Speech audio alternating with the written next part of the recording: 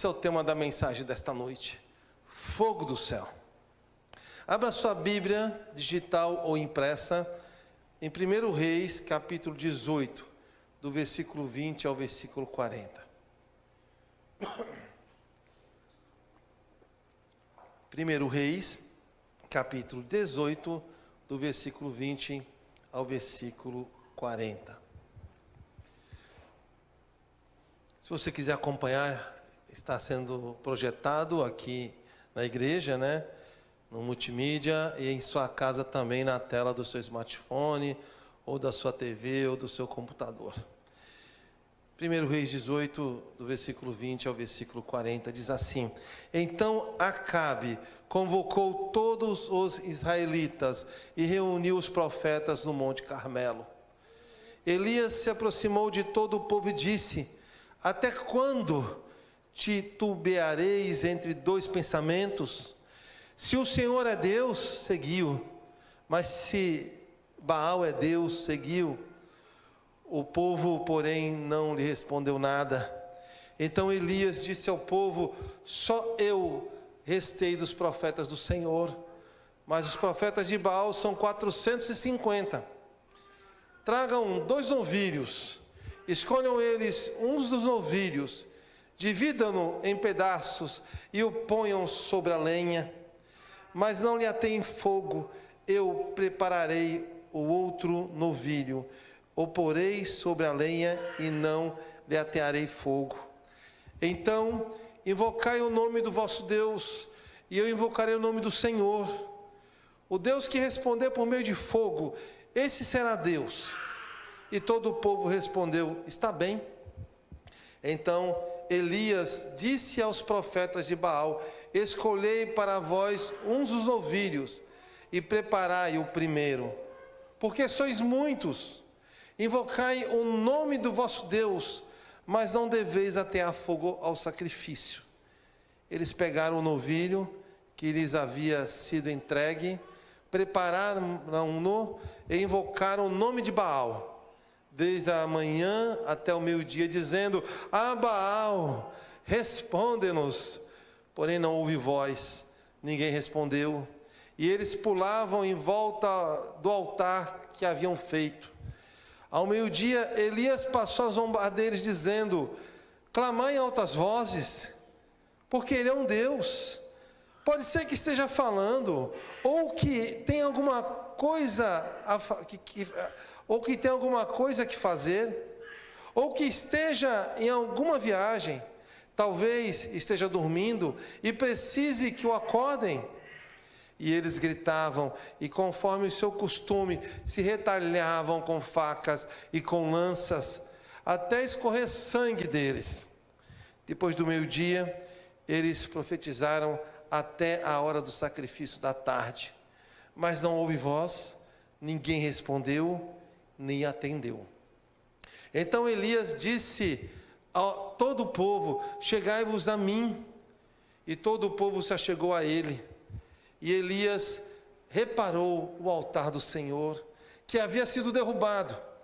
Ele pegou 12 pedras, conforme o número das 12 tribos de Jacó, ao qual viera a palavra do Senhor, dizendo: Israel será o teu nome.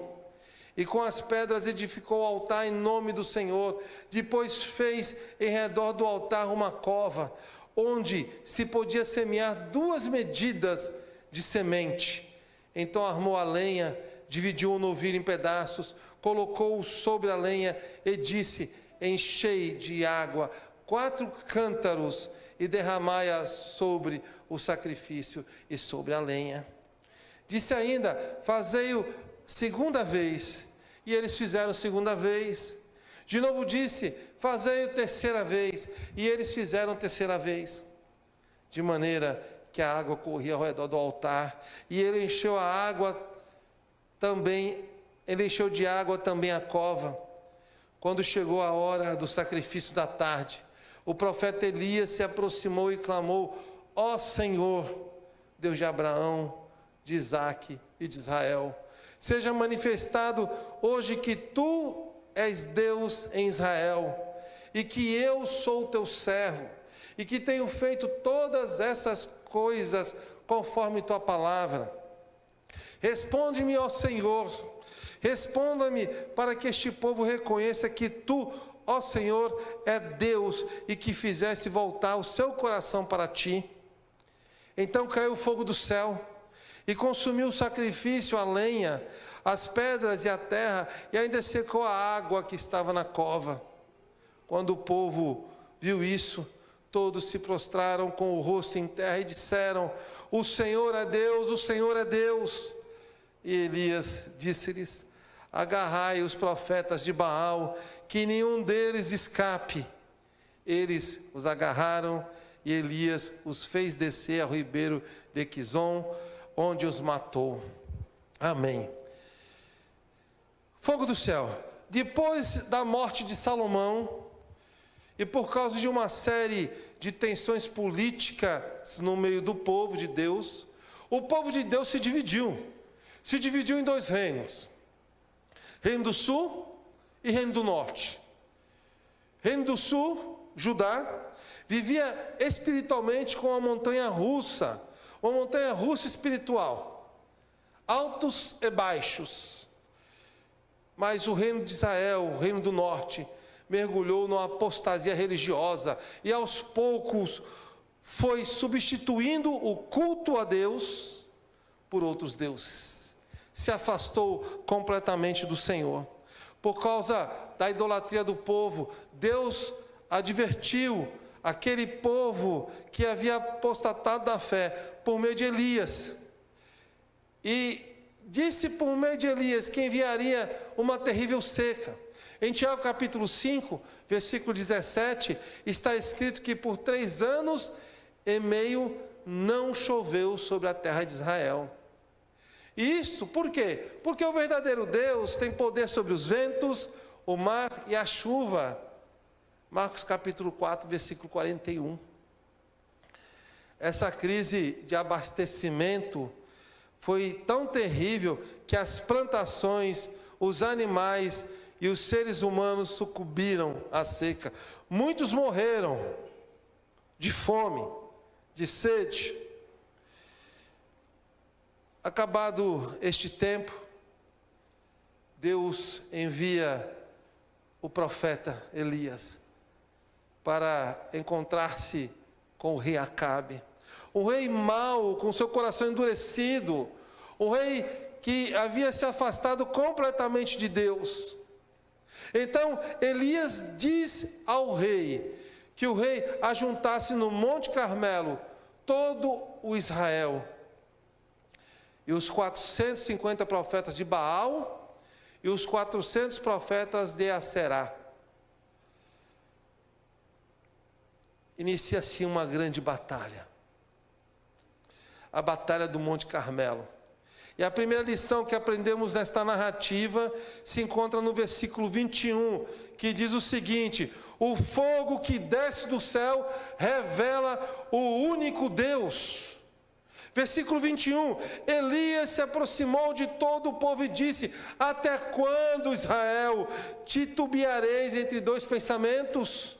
Se o Senhor é Deus, seguiu.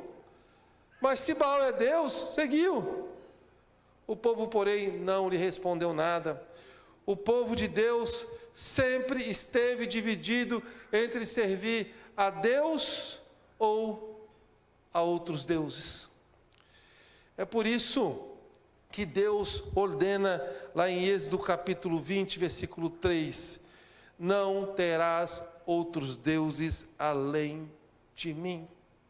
É uma ordem divina, é um mandamento divino: não terás outros deuses além de mim.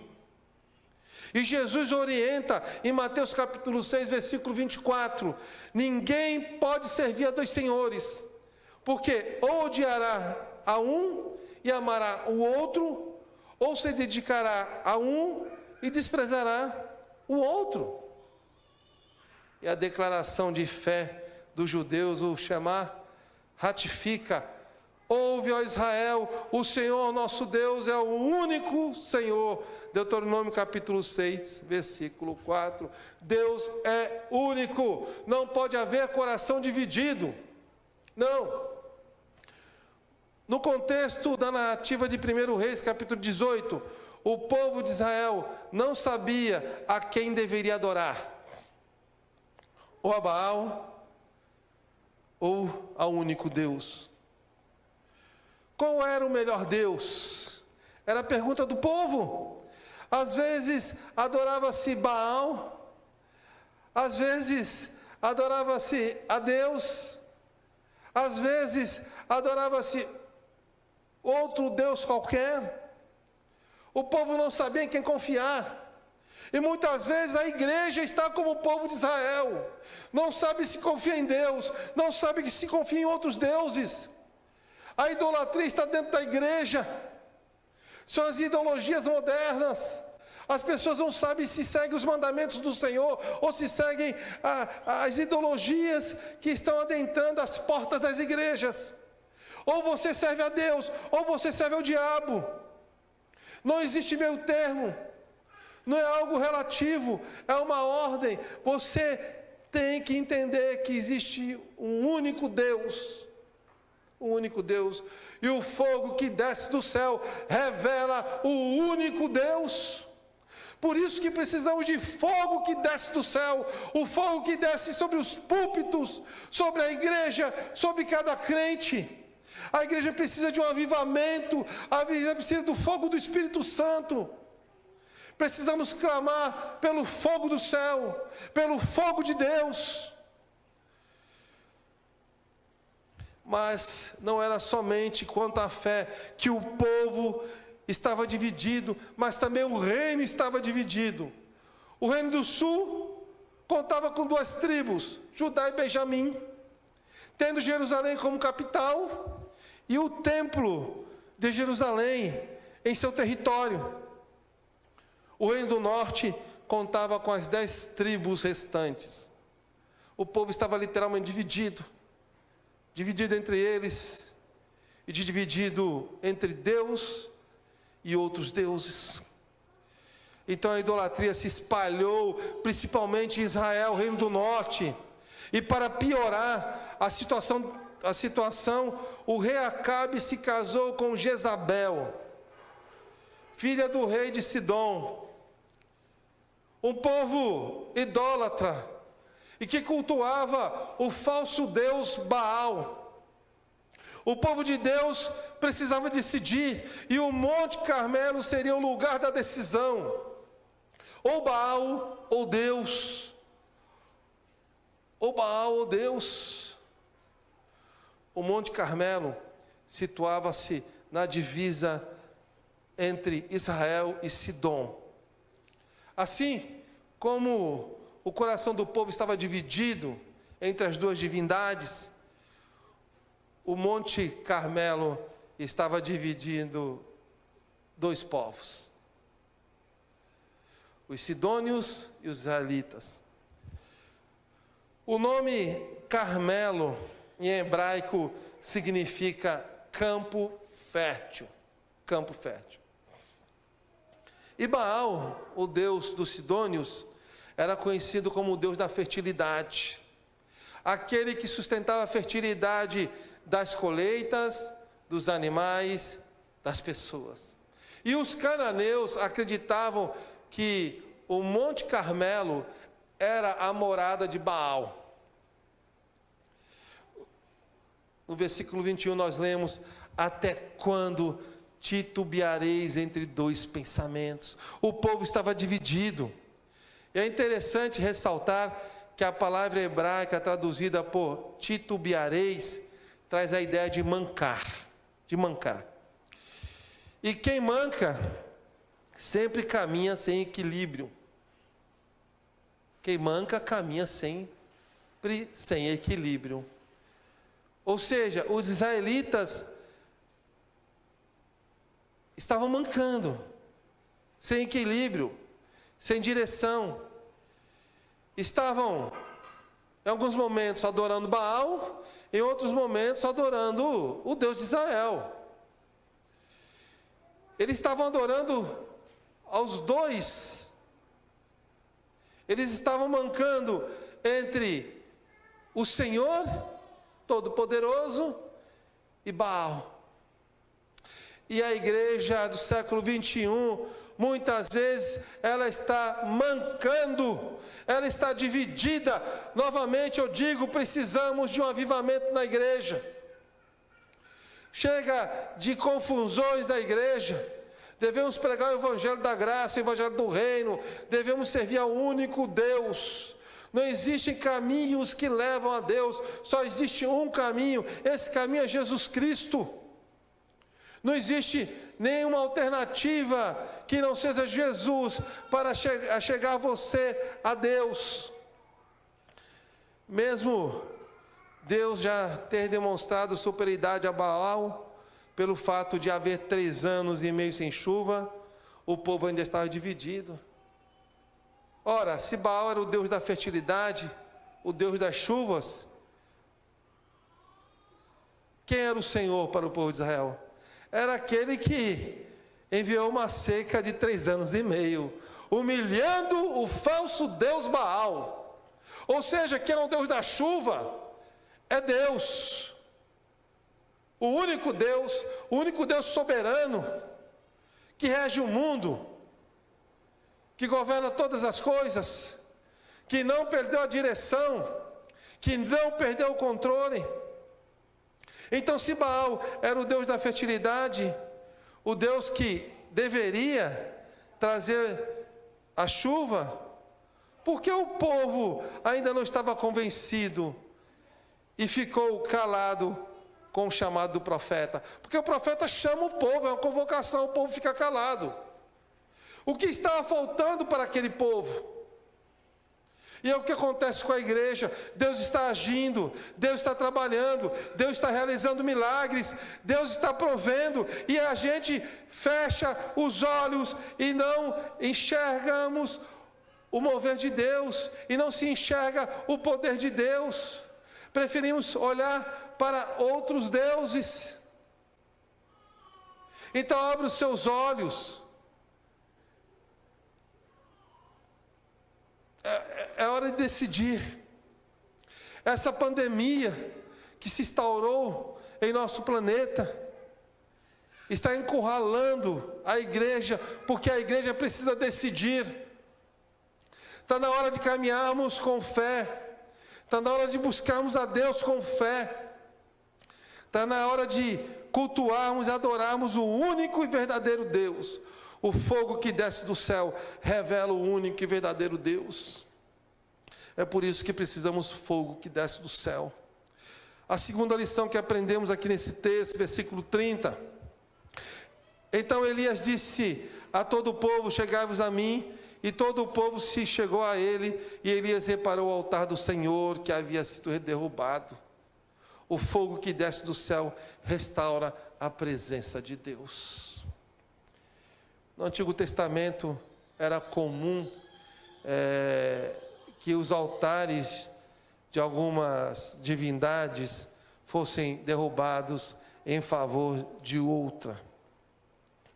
Então, provavelmente, o altar de Deus, o altar que Elias restaurou, foi algum altar que existiu em adoração a Deus, mas que foi derrubado quando Jezabel instituiu a adoração a Baal em Israel. O altar foi derrubado para que outro Deus, um falso Deus, fosse adorado. Ou seja, a presença de Deus se retirou. Deus se retirou. E a palavra reparou aqui, nesse texto, pode ser interpretada como cura. É a mesma palavra usada lá em 2 Crônicas, capítulo 7, do versículo 1 ao versículo 14, quando Deus responde à oração de Salomão com fogo do céu, dizendo: e se meu povo, que se chama pelo meu nome, se humilhar, orar e buscar a minha presença, e se desviar dos seus maus caminhos, então ouvirei dos céus, perdoarei os seus pecados e curarei a sua terra. É a mesma palavra. Repararei a sua terra. E como o altar era formado? O altar que era erguido para a adoração do único e verdadeiro Deus era formado por 12 pedras que representavam a unidade de Israel, simbolizada na diversidade das 12 tribos, que deveriam desfrutar da presença de Deus. O altar de adoração ao verdadeiro Deus simbolizava a presença do Todo-Poderoso, significava que o Senhor estava presente. É por isso que Elias não usou o altar que os profetas de Baal ergueram. E por quê? Porque aquele altar estava contaminado e não poderia ser usado para invocar a presença do Senhor. Elias tinha a intenção de demonstrar ao povo que não estava instaurando uma nova aliança, mas que estava restaurando a antiga aliança. Seu objetivo era reviver a fé dos israelitas, era conduzi-los às primeiras obras. O altar simboliza a comunhão e a adoração entre o homem e Deus. O altar que Elias restaurou simbolizava, acima de tudo, a boa vontade do homem de oferecer a Deus alguma coisa que lhe pertencia, num ato de reconhecimento de seu favor. Hoje o altar erguido por Deus é você. Você é templo do Espírito Santo. E será que o templo do Espírito Santo, que é você, está contaminado por falsos deuses?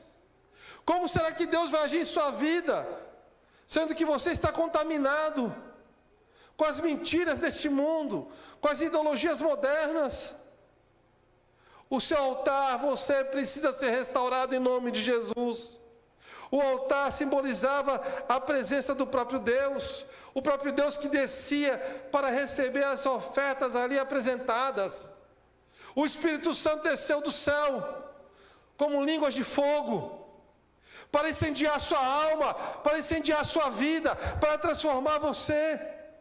E como você está cuidando da sua vida? Como você está tratando o templo do Espírito Santo que chama você? Como você está cuidando da sua alma? A sua vida precisa ser restaurada.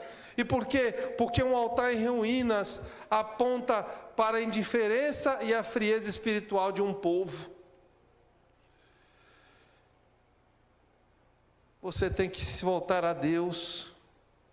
Quando o altar estava em ruínas, significava dizer que a boa vontade de ofertar a Deus tinha terminado,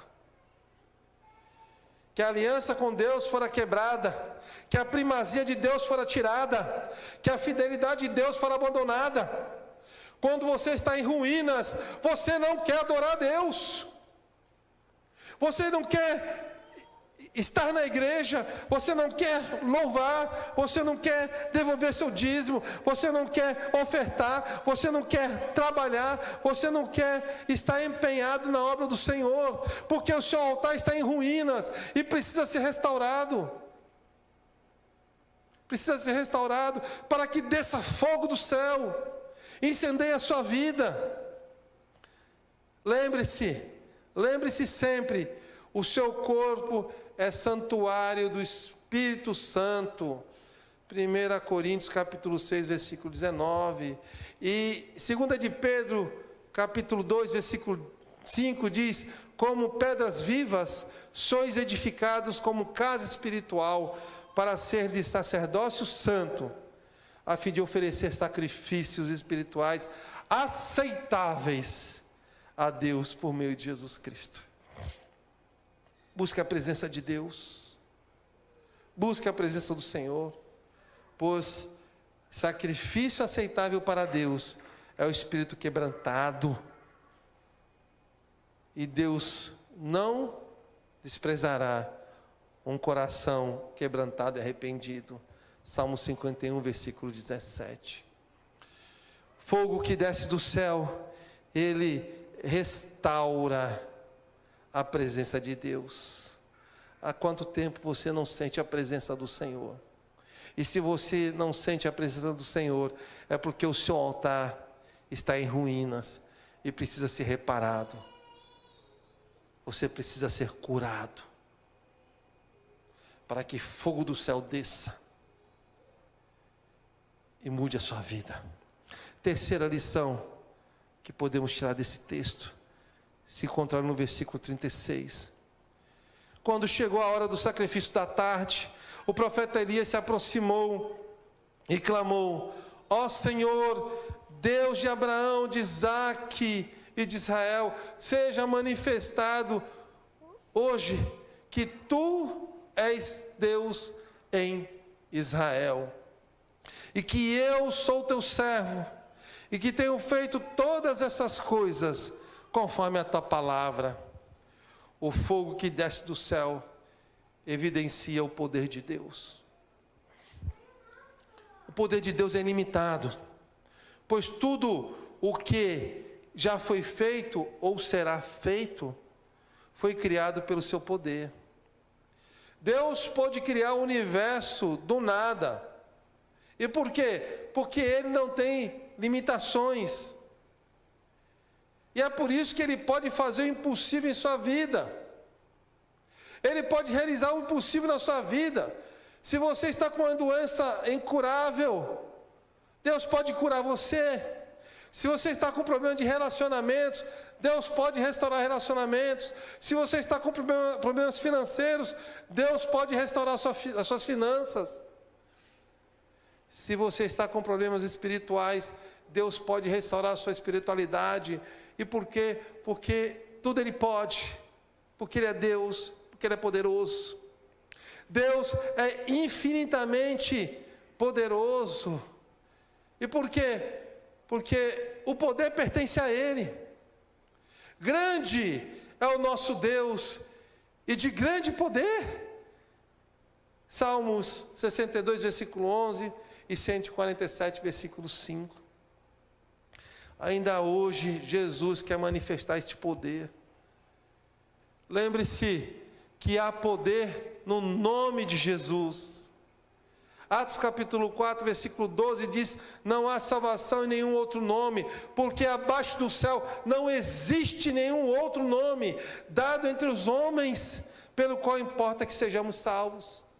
Deus quer manifestar este poder em sua vida hoje. Deus tem poder para salvar pecadores.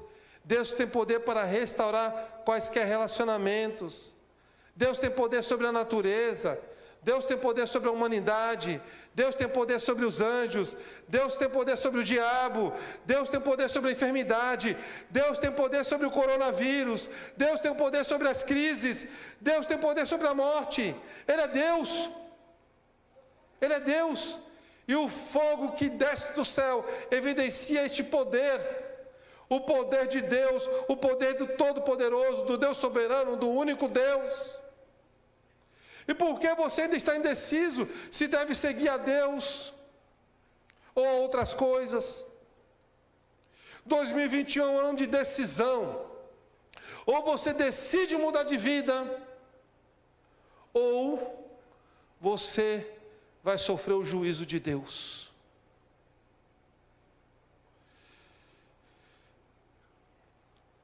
O apóstolo Tiago, ele fala algo interessante sobre Elias.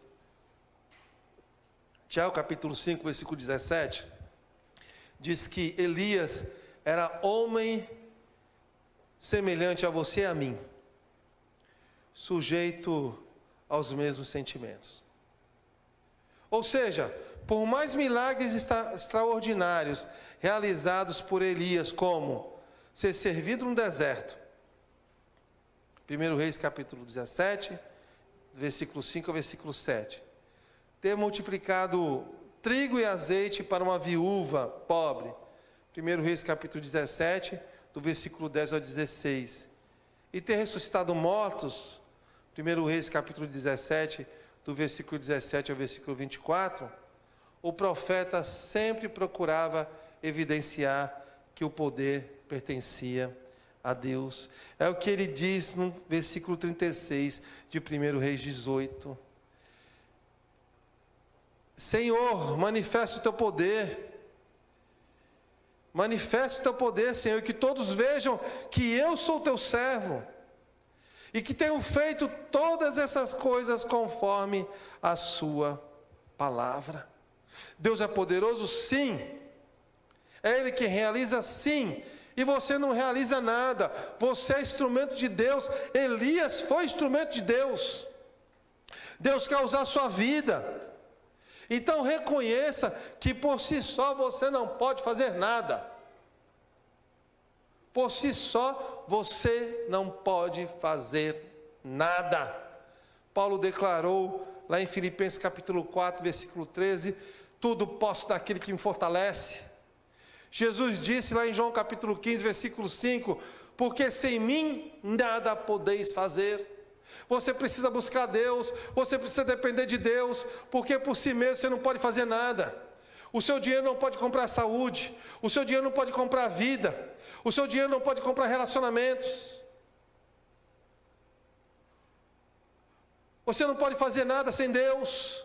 Você precisa do poder de Deus, você precisa viver o poder de Deus, você precisa acreditar no poder de Deus, você precisa confiar mais em Deus.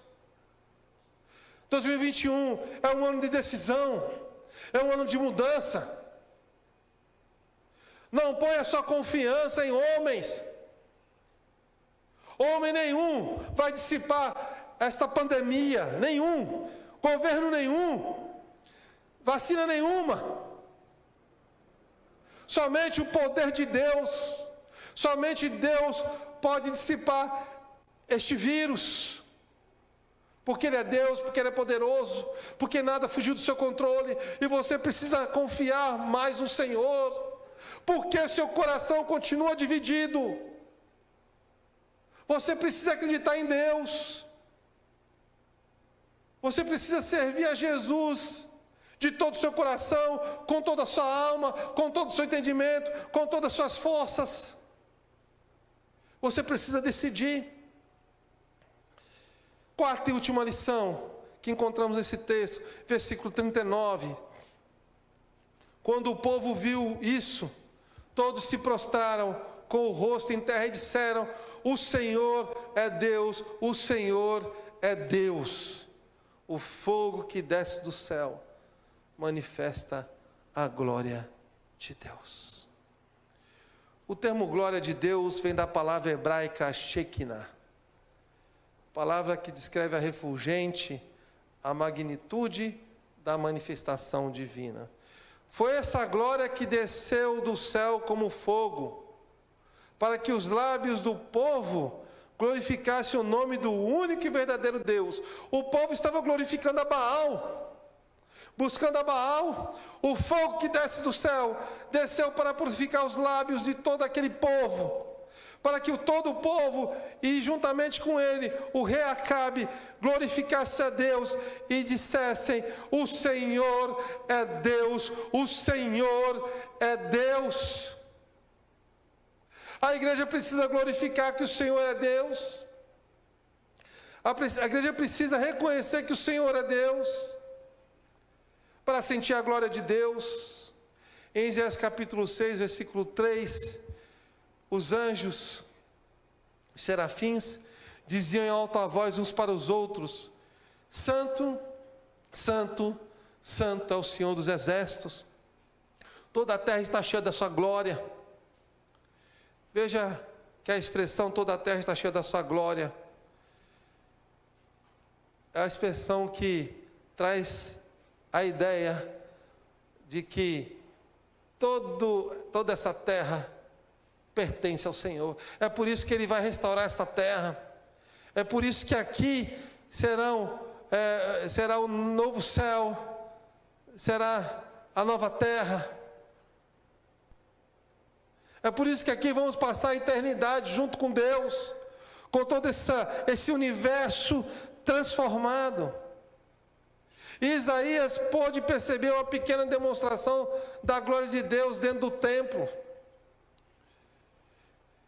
E você pode perceber essa glória também, desde que você busque a Deus e você clame por fogo no céu, fogo do céu que manifesta a glória de Deus, fogo do céu que nos livra do pecado, para que assim possamos enxergar que só o Senhor é Deus.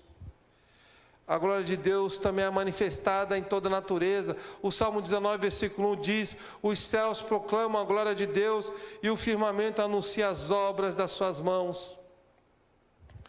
No dia em que Jesus nasceu, foi anunciado que haveria grande salvação.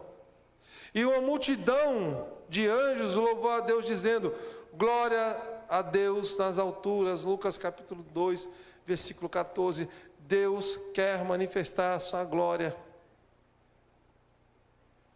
Mas para isso é preciso descer fogo do céu. Mas para isso é preciso que o seu altar esteja limpo, esteja restaurado, para que a glória de Deus inunde a sua vida, incendeie seu coração, e você tenha forças para dizer não ao pecado, e sim para Deus todos os dias. Essa glória de Deus apareceu para Moisés no monte chamado Horebe. Quando apacentava o rebanho do seu sogro Jetro, Deus se manifestou a Moisés no meio de uma sarça que ardia em fogo, que não se consumia. Êxodo capítulo 3, do versículo 1 ao versículo 6. Observe que aqui nós vemos o fogo que não consumia a sarça. É o mesmo fogo que desceu do céu e consumiu todo o altar que Elias restaurou. É o fogo do Espírito Santo que quer descer sobre sua vida.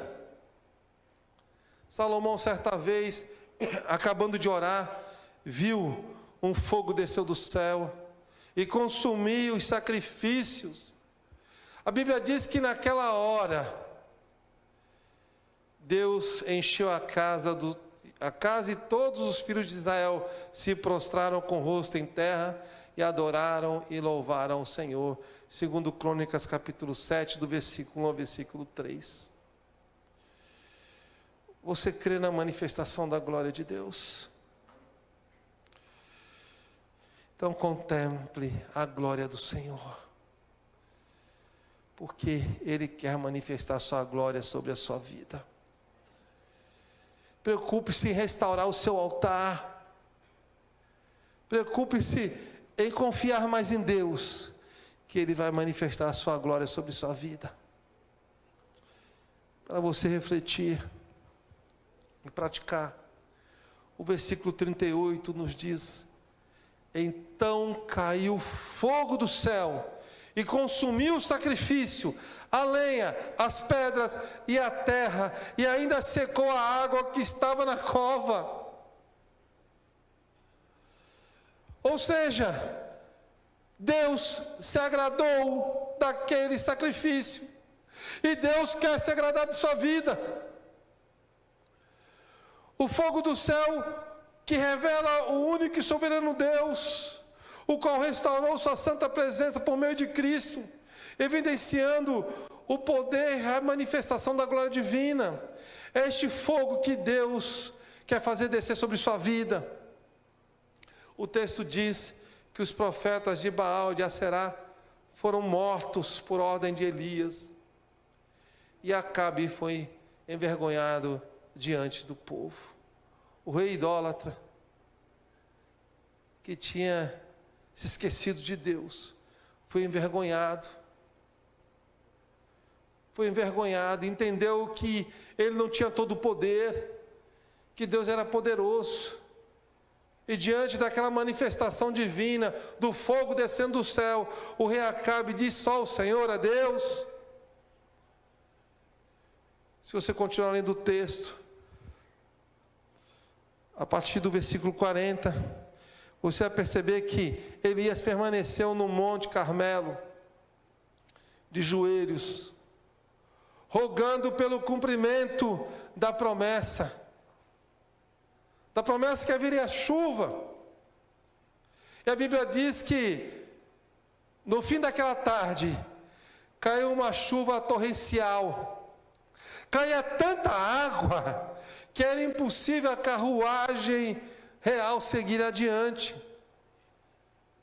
Deus cumpriu sua promessa e derramou chuvas de bênçãos sobre o sedento reino de Israel. A igreja está sedenta. 2020 foi um ano difícil.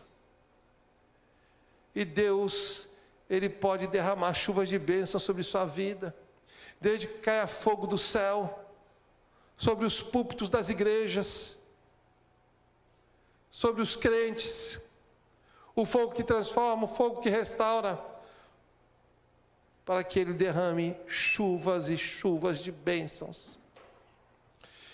Este fogo do céu desceu também no dia de Pentecostes, quando de repente veio do céu um som, como de um vento impetuoso, e encheu toda a casa onde estavam sentados, e apareceram umas línguas como de fogo, distribuídas entre eles, e sobre cada um pousou uma.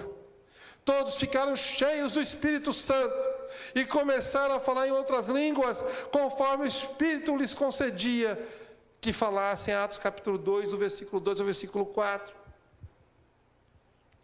O Espírito Santo desceu do céu como fogo, para habitar em seu coração, para conduzir a sua vida, para que você decida se você deve buscar a Deus ou a outros deuses, ou a ideologias. Você precisa decidir. Você precisa decidir. Estamos vivendo tempos difíceis, onde a internet está dominando todos os corações. Os influenciadores digitais, todos aqui têm um influenciador, né, predileto. E sem você perceber, esses influenciadores estão influenciando tudo que é contra Deus. Estão aos poucos enchendo seus corações de dúvidas se Deus realmente existe, e você tem que se voltar para o influenciador espiritual, para Deus. Você tem que se voltar para a palavra. É a palavra quem deve influenciar a sua vida. São os princípios, os valores determinados pelo Senhor que devem ser seus influenciadores. E Deus chama você para fazer parte de um povo santo, um povo que não se submete ao pecado, não. Então, para você praticar, busque a Deus, sirva a Cristo, viva no Espírito. Neste ano, o Réveillon será atípico. Não haverá fogos lançados aos céus em demasia.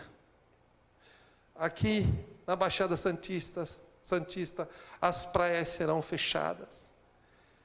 Então você não poderá este ano ir à praia para vislumbrar os fogos lançados ao céu. É um ano atípico. Mas você pode abrir seu coração. E se você abrir o seu coração, você verá não fogos lançados ao céu, mas fogo descendo do céu sobre sua vida, sobre a sua família, sobre a igreja. Assim, pela fé, eu faço um desafio a você. Dobre os seus joelhos às 23 horas e 50 minutos do ano de 2020, até às 0 hora e 1 minuto do ano de 2021, e clame por fogo do céu, em nome de Jesus.